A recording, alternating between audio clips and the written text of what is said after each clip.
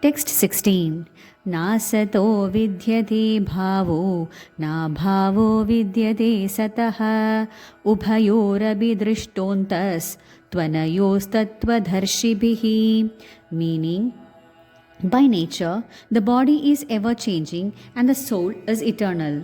One can understand the nature of the Supreme by thorough study of oneself, the difference between oneself and the Supreme being understood as a relationship between the part and the whole. There is no difference between the energy and the energetic. The energetic is accepted as a supreme, and the energy or nature is accepted as a subordinate. The living entities, therefore, are always subordinate to the Supreme Lord, as in the case of the master and the servant, or the teacher and the taught. Such clear knowledge is impossible to understand under the spell of ignorance, and to drive away such ignorance, the Lord teaches the Bhagavad Gita for the enlightenment of all living entities for all time. Text 17. Avinashi tu tadvidhi yena sarvamidam tatam avinasham vyayasyasya na kaschit kartumarhati. Meaning, this verse explains the real nature of the soul, which is spread all over the body. Anyone can understand what is spread all over the body. It is consciousness. Everyone is conscious of the pains and pleasure of the body in part or as a whole.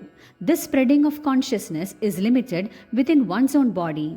The pains and pleasures of one body are known to another. Therefore, each and every body is an embodiment of an individual soul, and the symptom of the soul's presence is perceived as individual consciousness. Text 18. Antavanta ime deha nityasokta sharirinaha anashino aprameyasya tasmadyudyasva bharata.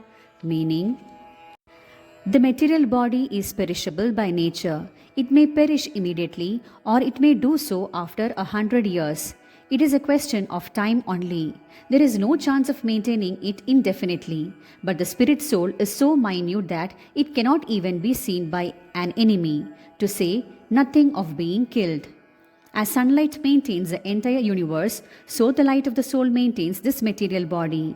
As soon as the spirit soul is out of this body, the body begins to decompose. Therefore, it is the spirit soul which maintains this body. The body itself is unimportant.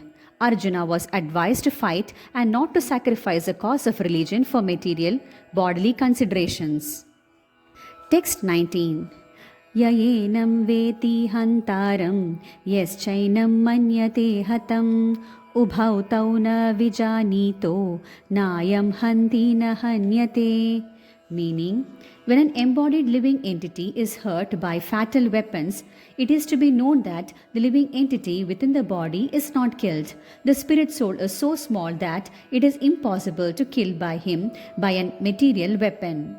Nor is a living entity killable because of his spiritual constitution. What is killed or is supposed to be killed is the body only. This does not at all encourage killing of the body. Killing the body of anyone without authority is abominable and is punishable by the law of the state as well as by the law of the Lord. Arjuna is being engaged in killing for the principle of religion and not whimsically. Text 20. Najayate priyadeva kadachin nayam bhutva bhavita va na bhuya ajo nitya shashvatoyam purano na hanyate hanyamane sharire. The body is subject to 6 kinds of transformations. It takes its birth from the womb of the mother's body, remains for some time, grows, produces some effects, gradually dwindles, and at last vanishes into oblivion.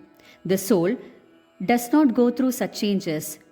The soul is not born, but because he takes on a material body, the body takes its birth.